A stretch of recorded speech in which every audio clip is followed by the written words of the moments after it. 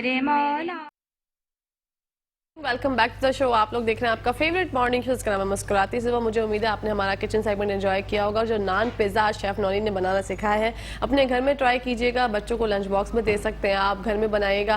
نان اکثر و بیشتر ایسا ہوتا ہے کہ زیادہ آ جاتے ہیں, تو پھر جب زیادہ آ جائیں تو آپ یہ کیجیے گا کہ نان پیزا بنائے گا اور لطف اندوز ہو جائے گا. اسی کے ساتھ ساتھ دوسرے سیگمنٹ کا باقاعدہ آغاز کرتے ہیں پروگرام میں. ہمارے ساتھ موجود ہیں مفتی غیور احمد صاحب, بڑھتے ہیں ان کی جانب. السلام علیکم. وعلیکم السلام. کیسے ہیں مفتی صاحب؟ انہی کے ساتھ ساتھ نعت خواہ ریحان انور, سید ریحان انور ہمارے ساتھ موجود ہیں, بڑھتے ہیں ان کی جانب. السلام علیکم. وعلیکم السلام. کیسے ہیں ریحان؟ الحمدللہ. ماشاءاللہ, اللہ پاک آپ کو اس طرح سے رکھے. اور آپ دونوں کا میں ویلکم کرتی ہوں اپنے پروگرام میں. مفتی صاحب آپ سے جاننا چاہوں گی وحی کسے کہتے ہیں اور وحی کی ضرورت, اہمیت اور اس کی اقسام کیا ہے؟ بہت اچھا سوال ہے. ہماری اس کے اوپر پہلے بھی پچھلے پروگرام میں گفتگو ہو چکی, عظمت قرآن کے اوپر, جس کا خلاصہ کچھ یوں تھا جو ناظرین سن رہے ہیں ہمیں ان کے لیے عرض کرتا چلوں کہ ہم نے اس میں یہ بیان کیا کہ قرآن مجید ایک ہی رات میں نازل ہوا, پھر 23 سال میں آہستہ آہستہ نازل ہوا, پھر کتنے سٹاپس ہوتے تھے جس کے اوپر قرآن مجید جہاں سے اترتا تھا, پھر کس طریقے سے نبی اکرم صلی اللہ علیہ وسلم تک آیا کرتا تھا, اور پہلی وحی کس طریقے سے نازل ہوئی. اب وحی جو ہے اصل میں بیسکلی جو لغت کے اندر ڈکشنری کی جو میننگ ہے اس میں وحی کہتے ہیں جلدی سے ایک اشارہ کر دینا. ٹھیک ہے, یعنی ایک اشارہ ایسا ہو جائے جس کی وجہ سے کچھ گائیڈ لائن مل جائے. اور اس کی اہمیت اور ضرورت اس لیے ہے کہ ایک انسان جو ہے اس کو ایک گائیڈ لائن کی ضرورت ہمیشہ سے رہتی ہے. جس طرح اللہ رب العزت قرآن مجید میں ارشاد فرماتے ہیں کہ ہم نے بہت سے رسول اتارے, کس لیے؟ تمہاری ہدایت کے واسطے, تاکہ تمہیں وہ راہ راست کی طرف لے کر آئیں. اور اللہ رب العزت نے قرآن مجید میں یہ بھی فرمایا کہ اگر ہمیں تمہیں عذاب دینا ہوتا تو ہم یہ رسول کیوں بھیج رہے ہیں؟ یہ اسی لیے تو بھیج رہے ہیں تاکہ ہماری جو وحی کردہ احکامات ہیں یہ تم تک صحیح طریقے سے پہنچائیں, تاکہ تم جہنم سے بچنے والے بنو. پھر اس کے بعد آپ یہ دیکھیں کہ انسان اپنی سینسز سے 3 چیزوں کو محسوس کرتا ہے, 3 چیزوں کا ادراک کرتا ہے. نمبر 1 حواس خمسہ ہے, یعنی ہماری آنکھ, ہماری ناک اور ہمارے کان اور ہمارا جو ہے ہمارے ہاتھ. ٹھیک ہے, یہ سب چیزیں کیا کرتے ہیں, ہماری ایک سینسز کو بیدار کرتے ہیں. یعنی ہم آنکھ سے ایک چیز دیکھ رہے ہیں, ہمیں لگ رہا ہے کہ یہ چیز بری ہے. کان سے ایک چیز سن رہے ہیں, ہمیں پتہ ہے کہ ایک چیز جو ہے بری ہو رہی ہے. اسی طرح زبان سے, اسی طرح ہاتھوں سے. تو عرض کرنے کا مقصد یہ ہے کہ یہ وہ حواس ہیں. پھر عقل جو ہے اس کا ادراک کرتی ہے. بیسکلی عقل جو ہے یہ اصل میں یہاں پر جا کر ایک خیالات انسان کے مرکوز ہوتے ہیں, پھر دل کے اندر وہ بات اترتی ہے. مثلا کچھ چیزیں میں نے آپ کو بتا دیا کہ ہمارے سینسز سے پتہ لگتا ہے کہ یہ چیز اچھی ہے, یہ چیز بری ہے. اور اسی طریقے سے کچھ چیزیں عقل سے پتہ لگتی ہیں, مثلا کسی کو ناحق قتل کرنا, اور اسی طرح دھوکہ دینا, اور اسی طریقے سے مختلف قسم کی برائیاں جو ہمیں پتہ لگتا ہے کہ نہیں یار یہ کام غلط ہو رہا ہے. یعنی ایک انسان کی فطرت میں ہے کہ وہ کہتا ہے کہ نہیں یہ کسی کے ساتھ ظلم ہو گیا, زیادتی ہوگی. تیسری چیز یہ ہے کہ ہمیں وہ اس طریقے سے پتہ نہیں لگتی جب تک اس کی ڈیٹیلز ہمارے پاس نہ آ جائیں. جی, تو اسی کو پھر وحی کہا جاتا ہے. پھر ڈکشنری کی میننگ میں نے آپ کو بتا دیا کہ جلدی سے ایک چیز کا اشارہ کر دینا. تو نبی اکرم صلی اللہ علیہ وسلم اور دوسرے انبیاء جو ہیں وہ لغوی اعتبار سے نہیں بلکہ اصطلاحی اعتبار سے وحی کے حقدار ہیں, اور ان کے اوپر وحی آئی ہے. اور وہ وحی کیا ہے, اللہ رب العزت کی طرف سے اشارہ ہو جانا. ورنہ قرآن مجید میں لغوی معنوں کے اندر بھی وحی کو استعمال کیا گیا, جیسے حضرت موسیٰ کی والدہ کے بارے میں وَأَوْحَيْنَا إِلَىٰ أُمِّ مُوسَىٰ أَنْ أَرْضِعِي, کہ ہم نے حضرت موسیٰ علیہ السلام کی والدہ کو وحی کی کہ وہ بچے کو دودھ پلائیں, یعنی حضرت موسیٰ کو دودھ پلائیں. اب حضرت موسیٰ علیہ السلام کی والدہ کوئی نبی نہیں ہے, ویسے بھی عورت نبی نہیں بنی ہے آج تک, لیکن اس کے اندر ایک اشارہ دیا گیا. اسی طریقے سے انبیاء کو بھی وہ اشارہ دنیاوی معاملات میں بھی مل جاتا ہے. جیسے حضرت نوح علیہ السلام کے بارے میں اللہ رب العزت قرآن مجید میں فرما رہا ہے وَاصْنَعِ الْفُلْكَ بِأَعْيُنِنَا وَوَحْيِنَا, کہ ہم نے حضرت نوح علیہ السلام پر وحی کی کہ تم کشتی بناؤ. اب یہ کشتی بنانا کوئی دین سے ریلیٹڈ بات نہیں ہے, لیکن بتایا جا رہا ہے کہ بھئی ایسے لکڑیاں جمع ہوں گی, ایسے تختے اکٹھے ہوں گے, اور ایسے جو ہے وہ کشتی بنے گی. آپ کو پتہ ہے کہ حضرت نوح علیہ السلام نے پہلی جو ہے وہ کشتی بنائی, ایک جہاز بنایا پانی کا جس کے اوپر سب لوگ سوار ہو. تو اس کی اہمیت کا اندازہ اب اس بات سے لگا دیں کہ یعنی کس طریقے سے اس کی اہمیت کی ضرورت ہے اور کس طریقے سے اس کو ہم آگے لے کر چلیں گے. پھر اس میں وحی کی ضرورت میں نے آپ کو بتلا دیا, وہ اسی لیے کہ انسان کو ایک گائیڈ لائن چاہیے ہوتی ہے. اہمیت کے بارے میں بھی ہم نے بات کر لی. اچھا, پچھلی ہم نے پروگرام کے اندر یہ بات کی تھی کہ وحی کی مختلف قسم کی اقسام ہیں. جی, مثلا آپ صلی اللہ علیہ وسلم اور انبیاء پہ سوتے ہوئے بھی وحی نازل ہوتی تھی, دل میں خیال آ گیا براہ راست اللہ رب العزت نے کوئی بات کر دی، فرشتے کے ذریعے سے کر دی، پھر فرشتہ کبھی انسانی شکل میں آ گیا اور فرشتہ کبھی اپنی اصلی حالت میں آ گیا. بالکل. تو یہ ساری چیزیں ہم نے ذکر کی. پھر اسی طریقے سے وحی جو ہے اس کی دو اقسام اور علماء نے کی ہیں. وہ کی ہے وحی مطلوع، وحی غیر مطلوع. وحی مطلوع یہ ہے کہ جس کی ہم تلاوت کرتے ہیں، اور وحی غیر مطلوع کیا ہے کہ جس کی ہم تلاوت نہیں کرتے. تو اب سوال پیدا ہوتا ہے کہ کون سی آیات ہیں جن کی ہم تلاوت نہیں کرتے. بالکل. تو پچھلے پروگرام میں عرض کر چکا تھا غالباً کہ بہت ساری ایسی آیات تھیں، ایسے احکامات تھے جو پہلے نازل ہوئے لیکن بعد میں اللہ رب العزت نے ان کو منسوخ کر دی. پھر کبھی ایسا ہوا کہ وہ آیت باقی رہ گئی، اس کا حکم باقی نہیں رہا. کبھی وہ حکم باقی رہ گیا اور صحیح حدیث سے ہمیں پتہ لگ گیا، لیکن وہ آیت جو ہے بالکل ہی ختم کر دی گئی کیونکہ اس کی ضرورت اور اہمیت اس وقت موجود نہیں تھی، نہ اس کا تقاضا تھا. تو اسی لیے غیر مطلوع کے بارے میں فرمایا کہ صحیح ترین احادیث میں جو باتیں آئی ہیں وہ نبی صلی اللہ علیہ وسلم کو بتلائی گئیں اور نبی صلی اللہ علیہ وسلم نے آگے فرمایا. پھر علماء کرام نے اس کی مختلف قسم کی تعبیرات کی ہیں. فرمایا کہ ایک بادشاہ ہوتا ہے، بادشاہ اپنے ایلچی کو، اپنے وزیر کو کہتا ہے کہ بھائی یہ میری طرف سے حکم نامہ لکھا ہوا ہے، آپ as it is word to word ایسے ہی پڑھ کر سنا دیں، کوئی چینجنگ اس میں نہیں ہونی چاہیے اور کوئی بھی رد و بدل نہیں ہونا چاہیے. تو as it is word to word جو پڑھ کے اللہ کے نبی نے سنایا اس کو قرآن مجید کہتے ہیں. اور اللہ رب العزت نے نبی اکرم صلی اللہ علیہ وسلم کو ایک اختیار بھی دیا کہ آپ جو ہے ان لوگوں کو اپنے الفاظ میں نصیحت کیجیے، ان کو سمجھائیے تاکہ یہ لوگ اچھی وے میں آئیں، اچھے رستے کی طرف چلیں.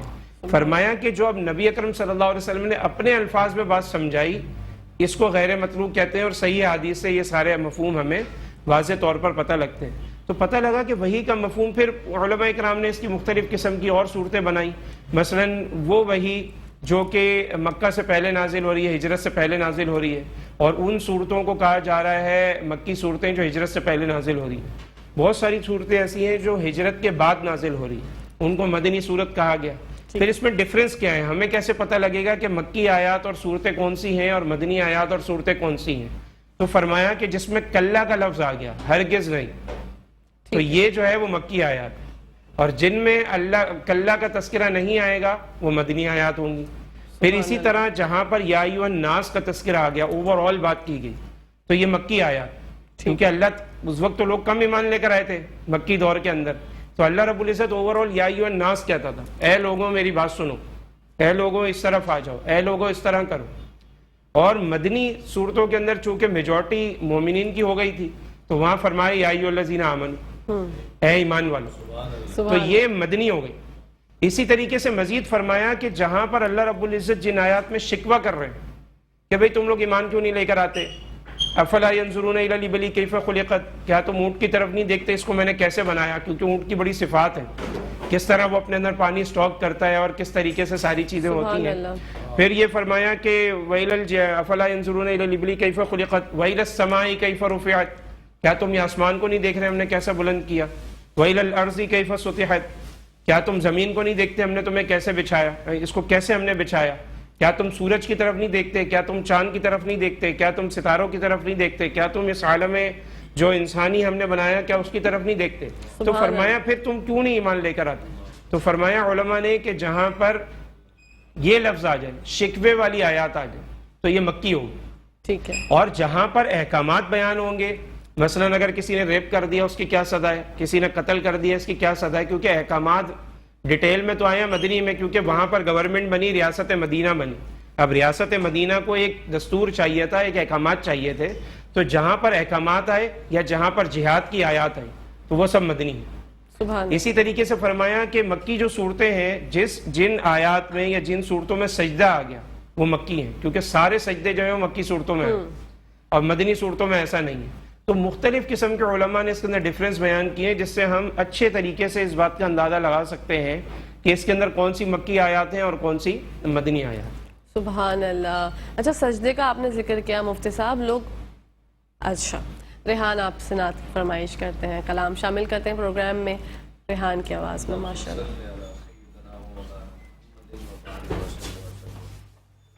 ہاں وہ جس کے لیے محفل کونین سجی ہے، फिरदौस से बरी जिसके वसीले से बनी है वो हाशमी,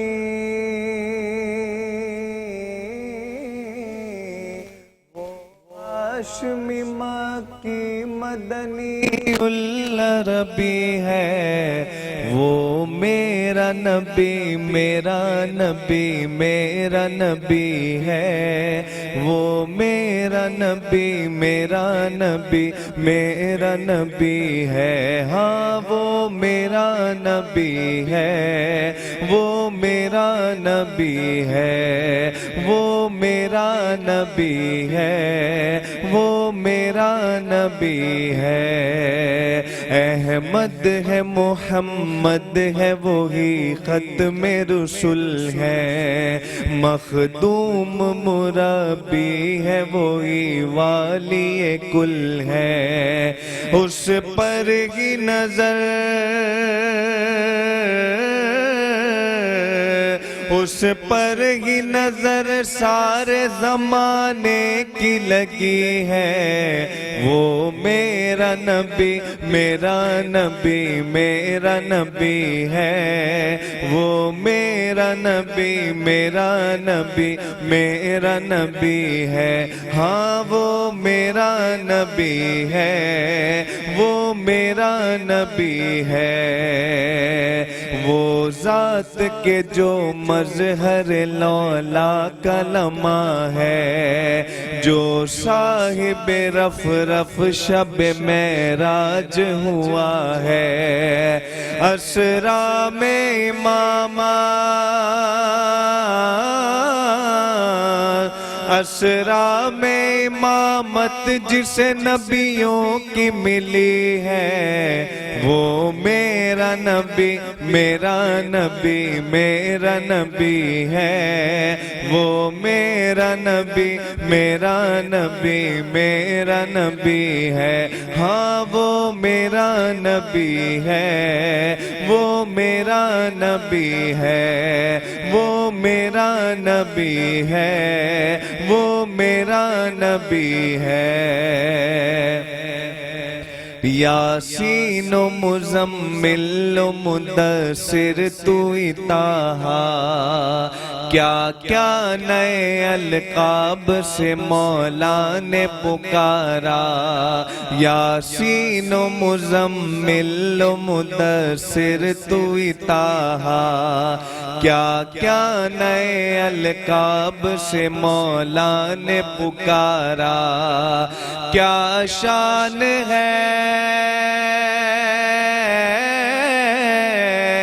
क्या शान है उनकी जो उम्मी लक़बी है, वो मेरा नबी मेरा नबी मेरा नबी है, वो मेरा नबी मेरा नबी मेरा नबी है, हाँ वो मेरा नबी है, वो मेरा नबी है। किस दर्जा ज़माने में थी मज़लूम ये औरत, फिर जिसकी बदौलत मिली से इज़्ज़त और रिफ़अत, वो मोहसिनों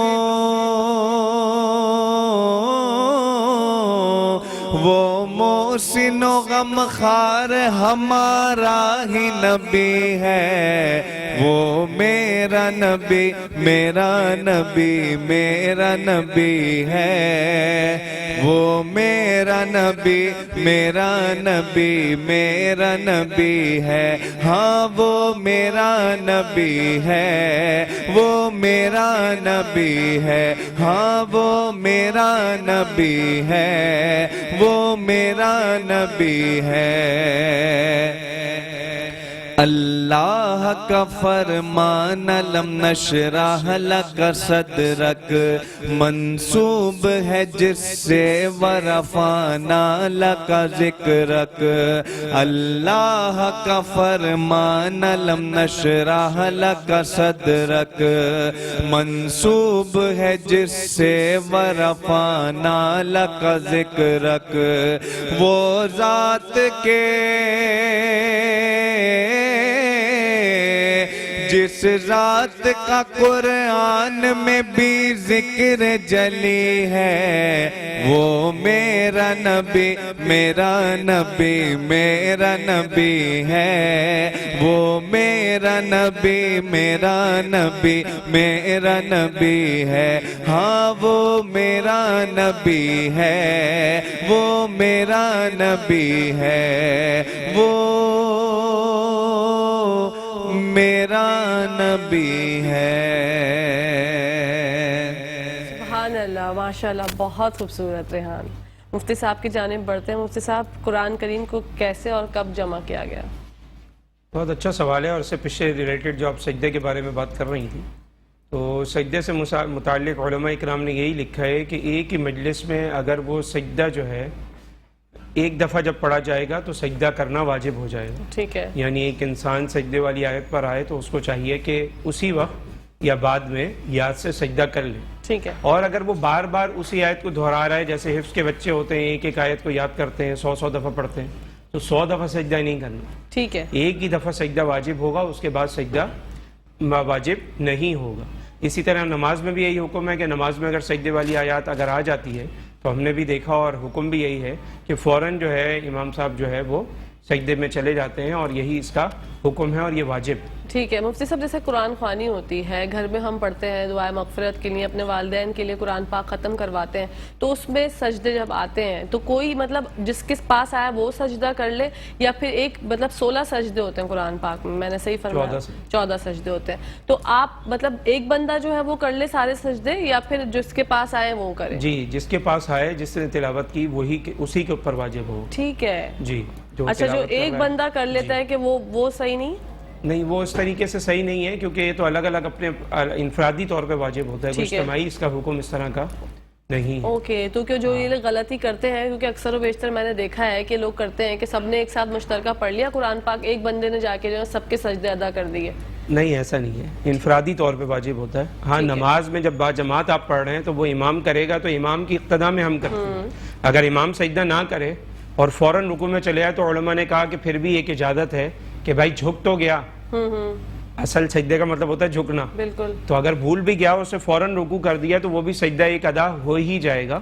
علماء نے اتنی بھی گنجائش دی ہے، لیکن وہ ہم امام کی اقتدا میں کر رہے ہیں۔ اب ایسا نہیں ہے کہ امام بھول گیا تو ہم پیچھے سے سجدے میں چلے گئے کہ جی سجدہ واجب ہوگا، امام نے تو نہیں کیا ہم کریں گے، تو ایسا حکم اس میں بھی نہیں ہے۔ ٹھیک ہے، اور اگر جو لوگ ایسا کرتے ہیں جیسے میں نے ذکر کیا کہ وہ خود سے انفرادی طور پہ ایک سارے سجدے کر لیتے ہیں، تو کیا قرآن پاک اللہ تعالیٰ کی بارگاہ میں قبول نہیں کیا جاتا؟ بے شک قرآن مجید تو بارگاہ میں قبول کیا جائے گا، سجدوں کا معاملہ بالکل الگ ہے، اور قرآن مجید کی تلاوت کا بالکل معاملہ بالکل الگ ہے۔ جیسے نبی صلی اللہ علیہ وسلم نے فرمایا کہ ایک شخص یعنی اس کو ایک لفظ کے اوپر قرآن مجید کی 10 نیکیاں ملیں گی۔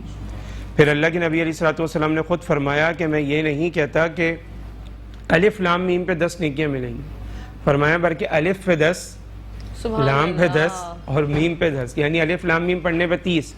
اور بعض علماء نے فرمایا کہ اللہ کی جو وسعت ہے اس میں تو کوئی کمی نہیں ہے، فرمایا الف میں ہی 3 لفظ ہیں، الف لام فے، تو الف پڑھنے پہ 30، لام میں بھی 3 لفظ ہیں، لام الف میم لام، لام پڑھنے پہ 30 اور میم میں بھی 3 لفظ ہیں، میم یا میم، یہ 3 لفظ مل کے تو الف لام میم پڑھنے پہ 30 نہیں بلکہ 90 نیکیاں ملیں۔ سبحان اللہ، ماشاءاللہ، بہت ہی خوبصورت بات۔ اچھا، بہت سے لوگ جو قرآن پاک پڑھتے ہیں ان کو اتنی روا نہیں ہوتی، اٹکن ہوتی ہے، اٹک اٹک کے پڑھتے ہیں، مفتی صاحب وہ شرمندگی محسوس کرتے ہیں، ان کے بارے میں کیا کہیں گے؟ پہلی بات یہ ہے کہ اگر کوئی ایسا کر رہا ہے تو دوسرا شخص نہ شرمندہ کرے، بالکل، اور دوسری بات یہ ہے کہ جیسے ہم ہر چیز کو اپنی اہمیت دیتے ہیں ویسے قرآن کو اہمیت دیں، اور یہ تو فرمایا کہ اتنا پڑھنا تو واجب اور فرض کے درجے میں ہے کہ جس سے آپ کی نماز درست ہو جائے، بالکل، اور اس میں پھر علماء اکرام نے ایک گنجائش یہ رکھی کہ کم از کم الف یہ جو آپ کی سورہ فیل ہے، علم تری کیف سے لے کے سورہ ناس تک، یہ تو انتہائی درجے میں فرض ہے، کیونکہ یہ وہ صورتیں ہیں کہ آپ جس سے عشاء کی نماز بھی پڑھ سکتے ہیں، کیونکہ یہ 20 صورتیں بنتی ہیں جس میں آپ کی عشاء کی طویل نماز جو ہے جس میں زیادہ رکعت ہوتی ہیں وہ بھی آپ کی اس میں کور ہو سکتی ہے، تو اتنا قرآن تو کم از کم ہر کسی کو یاد ہو کہ جس سے وہ سورہ فیل سے لے کے سورہ ناس تک اپنی نمازوں کو درست کر سکتے ہو، اس سے کم درجہ علماء نے کوئی نہیں بتایا، سبحان اللہ، یعنی اتنا تو فرض ہے ہر کسی کے اوپر۔ نبی علیہ السلام نے فرمایا کہ اس شخص کا دل اور اس کی شخصیت ویران ہے جس کے دل میں قرآن نہیں، اللہ، یعنی اندھیرا ہے، تو کچھ نہ کچھ حصہ ہونا چاہیے. پھر نبی اکرم صلی اللہ علیہ وسلم نے فرمایا اور قرآن مجید میں آیا کہ ورتل القرآن ترتیلا. ٹھیک ہے, اس کو یعنی اس کے اندر پھر یہ بھی فرمایا کہ جہاں سے تمہیں آسانی لگے, قرآن مجید فرما رہا ہے کہ وہاں سے تم پڑھو, وہاں سے تلاوت کرو, اپنے آپ کو مشکل میں مت ڈالو. تو ہمیں تو اتنے تک احکامات دیے گئے. پھر یہ ہے کہ جن کو نہیں پڑھنا آ رہا ان کو بہت محنت کرنی چاہیے. بہت سارے لوگ آتے ہیں کہ جی مفتی صاحب وہ دعائے قنوت اگر یاد نہ ہو تو وتر کی نماز ہو جائے گی, تو یعنی ہم اس کی جگہ کوئی اور دعائیں پڑھ لیں. تو حکم تو یہ ہے کہ ہو جاتی ہے, لیکن کیا یاد نہیں کرنی, سنت عمل پہ عمل نہیں کرنا آپ نے. تو یہ گنجائش ڈھونڈتے ہیں. کوئی یہ نہیں پوچھتا کہ جب تک ہم دعائے قنوت یاد نہیں کر رہے کیا اس وقت تک ایسے نماز پڑھ لیں. کوئی یہ سوال نہیں کر رہا. کوئی کہتا ہے دعائے قنوت یاد نہ ہو تو بھائی کتنی بڑی ہے, مشکل سے 7-8 لائنوں کی ہے, روزانہ ایک لائن کیا آدھی لائن بھی یاد کیے رہے تو 15-16 دن میں یاد ہو سکتی ہے. تو لوگ کوشش بھی نہیں کر رہے. بالکل. پھر ظاہر ہے شرمندگی, ہم نے دیکھا بہت سارے ایسے کوئز ہوتے اس کے اندر چھوٹی چھوٹی باتیں لوگوں کو نہیں آ رہی ہوتی. مثلا کسی سے پوچھے جی فجر کی کتنی رکعت ہیں, اس کو یہی نہیں پتا فجر کی رکعت کتنی ہے. کسی سے پوچھیں کہ جی قرآن مجید کتنے سالوں میں نازل ہوا, یہ نہیں پتا. قرآن مجید کس پر نازل ہوا, کون لے کر آتا تھا, یہ نہیں پتا بہت سارے لوگوں کو. تو کنفیوژن کا لوگ شکار ہو جاتے ہیں. تو کچھ نہ کچھ ہمیں ایسی معلومات ہونی چاہیے, ہمارے گھر کی تربیت میں یہ چیزیں ہونی چاہیے کہ ہمیں ان سب چیزوں کے بارے میں پتہ لگے. پھر ہم آتے ہیں اپنے ٹاپک کی طرف کہ آپ جس طرح فرما رہی تھی کہ قرآن مجید کو کیسے جمع کیا جائے. دیکھیں ابتدائی دور کے اندر تو نبی کریم صلی اللہ علیہ وسلم نے قرآن لکھنے سے منع کیا, یعنی وحی لکھنے سے منع کیا. فرمایا کہ جو میری وحی آتی ہے وہ نہ لکھو, صرف قرآن مجید لکھو. ٹھیک ہے. کیونکہ عرب کا جو ماحول تھا اس کے اندر جو ہے وہ آپ کو پتہ ہے تعلیم کا اتنا رواج عام نہیں تھا. اب نبی اکرم صلی اللہ علیہ وسلم کے الفاظ بھی عربی میں ہوتے تھے جو نبی اکرم صلی اللہ علیہ وسلم اپنی طرف سے اللہ کے اختیار سے بات فرماتے تھے سمجھانے کے لیے, اور قرآن مجید بھی آیا کرتا تھا. تو اللہ کے نبی علیہ الصلوۃ والسلام نے ابتدائی ادوار میں فرمایا کہ میری احادیث کو مت لکھا کرو کیونکہ کہیں مرچنگ نہ ہو جائے, وحی مطلوع اور وحی غیر مطلوع کی آپس میں مرچنگ نہ ہو جائے. اب آپ کو سمجھ میں آئے گی مطلوع اور غیر مطلوع کا مطلب. لیکن بعد میں نبی اکرم صلی اللہ علیہ وسلم نے باقاعدہ صحابہ کو اجازت دی اور باقاعدہ پوچھا کہ بھائی تم کیوں نہیں لکھتے. تو فرمایا یا رسول اللہ آپ کبھی کسی موڈ میں ہوتے ہیں, کبھی آپ خوشی میں ہوتے ہیں, کبھی غمی میں, تو آپ صلی اللہ علیہ وسلم فرمایا کہ قسم ہے اس ذات کی جس کے قبضے میں میری جان ہے, خواہ میرا کوئی بھی مزاج ہو لیکن میری زبان سے سوائے حق کے علاوہ کچھ نہیں نکلتا. یہ نہیں ہو سکتا کہ میں غصے میں ہوں تو کوئی ایسے الفاظ کہہ دوں اور بعد میں مجھے احساس ہو کہ جی یہ میں نے کیا کہہ دیا. ایسا تو نبی سے ہو ہی نہیں سکتا.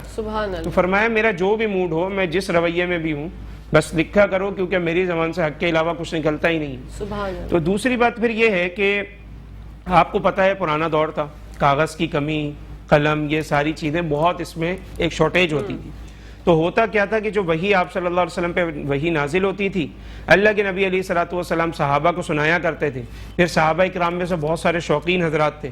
پھر آپ کو پتہ ہے کہ صفہ کا ایک چبوترا تھا مسجد نبوی شریف میں جہاں پہ ہر وقت طالب علم اسی جستجو میں پڑے رہتے تھے کہ نبی صلی اللہ علیہ وسلم کی زبان اقدس سے کوئی بات نکلے اور ہم اس کو بالکل پانی کی طرح یاد کر لیں, آپس میں اس کا دور کریں, دہرائیں, یہ ساری چیزیں کریں. تو وہ طلبہ تھے, طالب علم. اس وقت مدرسہ کے کانسیپٹ وہیں سے چلا آ رہا ہے کہ ہمارا ایک مدرسہ ہونا چاہیے, وہاں پہ کچھ طلبہ ہونے چاہیے جو صرف قرآن حدیث کی تعلیمات اختیار کریں. پھر ظاہر ہے وہ غریب غربا تھے, لیکن الحمدللہ آج ہم نے دیکھا کہ شہری طلبہ, شہری لوگ اور ایسے ایسے ہمارے ساتھ لوگ پڑھتے تھے کہ جن کے ہمیں تصور بھی نہیں ہوتا تھا, ان کی نسلوں میں بھی دین نہیں چلا اور جن کی اس میں بھی نہیں چلا, اور ان کو اللہ پاک نے مال و دولت بھی خوب دے رکھا ہے, انہوں نے بھی اپنے بچوں کو دین کے لیے ڈالا. تو یہ ایک اسلام کی حقانیت ہے کہ غریب تو غریب, اس وقت بہت سارے امیر لوگ بھی اور بہت زیادہ سوفسٹیکیٹڈ لوگ جو معاشرے میں سمجھے جاتے ہیں دنیاوی اعتبار سے, وہ لوگ بھی اپنے بچوں کو مدارس میں بھیج رہے ہیں. تو یہ کانسیپٹ اس طرح چلتا رہا.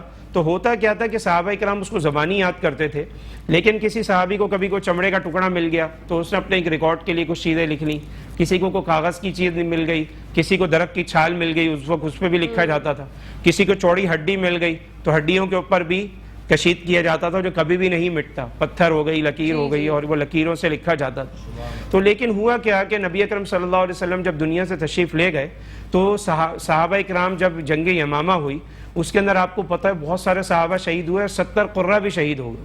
تو اس میں حضرت عمر حضرت ابو بکر صدیق کے پاس آئے کہ اگر اسی طرح قرہ اکرام شہید ہوتے رہے تو قرآن مجید آگے لوگوں تک کیسے پہنچے گا, لہذا اس کو جمع کیا جائے.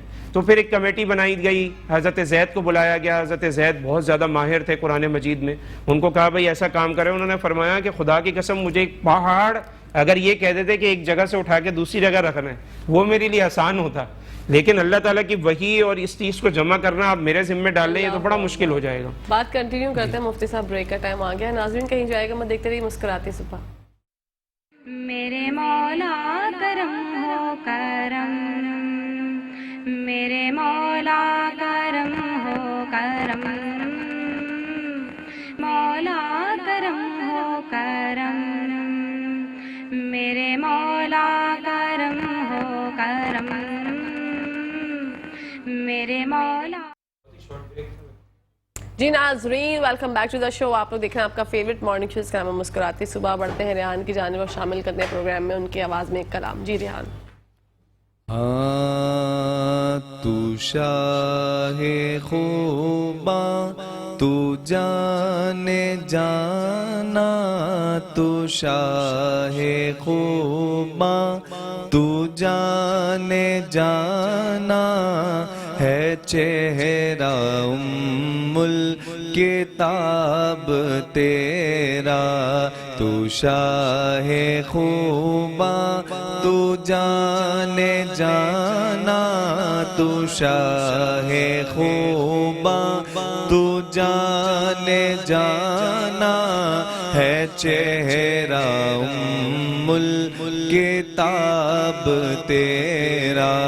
نہ بن سکی ہے نہ بن سکے گا، نہ بن سکی ہے نہ بن سکے گا، مثال تیری جواب تیرا، مثال تیری جواب تیرا. کوثر بھی انہی کی ہے، جنت بھی انہی کی ہے، کوثر بھی انہی کی ہے، جنت بھی انہی کی ہے.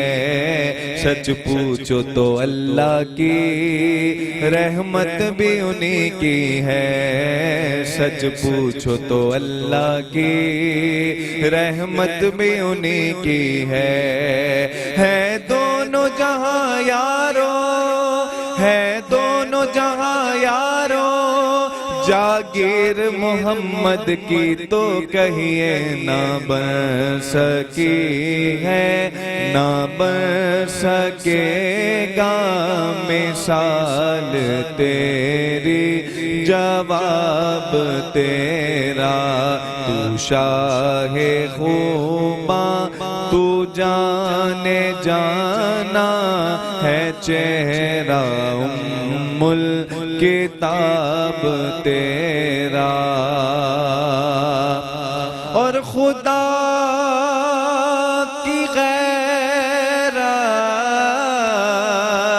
نے ڈال رکھے ہیں تجھ پہ 70,000 پردے، جہاں میں بن جاتے طور لاکھوں، جہاں میں بن جاتے طور لاکھوں، جو اٹھتا ایک بھی حجاب تیرا.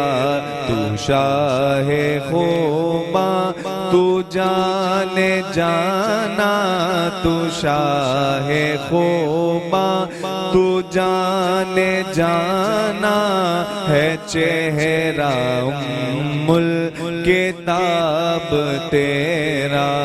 نہ بن سکی ہے نہ بن سکے گا،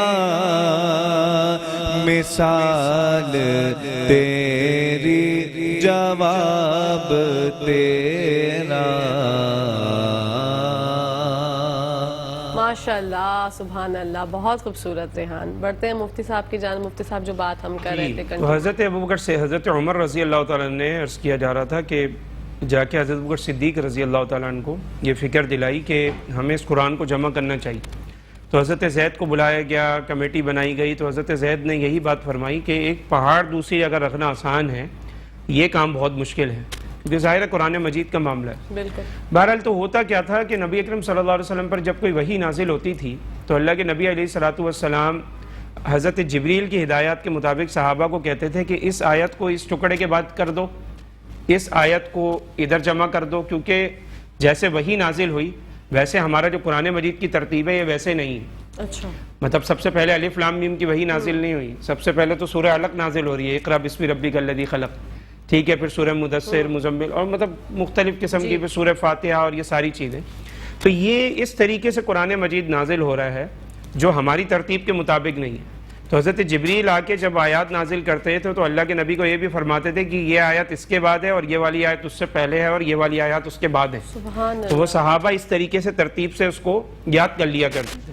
اب ظاہر ہے صحابہ اکرام کو بلایا گیا، اس میں حافظ قراء بھی تھے، سارے تھے، تو ان سب سے بولا گیا بھائی تم نے کیسے سن رکھا ہے، تم نے کیسے سن رکھا ہے۔ اب اختلافی بات یہ آ گئی سورۃ التوبہ پہ کہ بھائی اللہ کے نبی علیہ الصلوۃ والسلام نے تو ہر سورت کے شروع میں بسم اللہ الرحمن الرحیم لکھنے کا حکم دیا، اور یہاں پر کسی نے سنا ہی نہیں ہے کہ اللہ کے نبی نے کہا سورۃ التوبہ سے پہلے بسم اللہ لکھ دو۔ اب اس میں اختلاف ہو گیا لکھی جائے یا نہیں لکھی جائے، تو یہاں پر یہ کہا جا سکتا تھا یار لکھ دو، ثواب کا کام ہے، بسم اللہ پڑھنا کون سا گناہ ہے، یہی کہا جاتا۔ لیکن صحابہ نے کہا نہیں بھائی اللہ کے نبی نے بتایا تو ہم کیسے لکھیں۔ آپ احتیاط دیکھیں، بسم اللہ لکھنا کو گناہ تھوڑی ہے بھائی، اگر ایک بندہ زیادہ ایک دفعہ بسم اللہ کہہ دے گا تو ثواب ہی ملے گا نا۔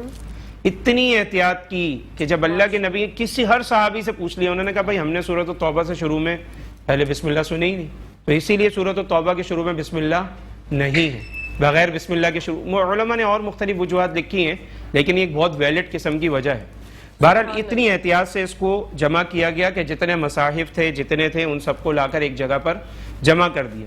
لیکن حضرت عثمان رضی اللہ عنہ کے دور کے اندر ایک معاملہ یہ ہوا کہ صحابہ اکرام نے چونکہ مختلف قسم کی اپنے طور پر قرآن مجید کو جمع کر کے رکھا ہوا تھا، تو انہوں نے کچھ اپنے الفاظ بھی اس کی ڈیٹیل کے لیے اس میں لکھے ہوئے تھے، یعنی تفسیر کے لیے کچھ ایسی تفاسیر، کچھ ایسی ڈیٹیلز جو وہ صرف اپنے سمجھنے کے لیے انہوں نے زیادہ کی ہوئی تھی۔ تو اور اسی طریقے سے آپ کو پتہ ہے مختلف قسم کی زبانوں کے اندر زبان تو ایک ہوتی ہے لیکن اس کے بولنے کے اندر لہجوں میں فرق ہوتا ہے۔ ہمارے کراچی کے اندر ہی دیکھ لیں، یہ نیو کراچی ہے، لالو کھیت ہے، اورنگی ہے، کرنگی ہے، یہ ایریاز ہیں، ان میں کیا ہے اردو بولنے میں بھی کچھ نہ کچھ فرق آتا ہے، الفاظ کا فرق آ جاتا ہے۔ اسی طریقے سے عرب کا معاملہ بھی یہ ہے، آپ مصری لہجہ سن لیں وہ بالکل الگ ہے، الفاظ کی کچھ چینجنگ ہے، وہ جیم بول نہیں پاتے، وہ جیم کو گاف بولتے ہیں، مثلا ان کا لہجہ ایسا ہے۔ جیسے آپ دعا کریں گے اللہم انی اسألک الجنہ، تو وہ دعا یعنی اللہ میرے مولا کرم ہو کرم، میرے مولا کرم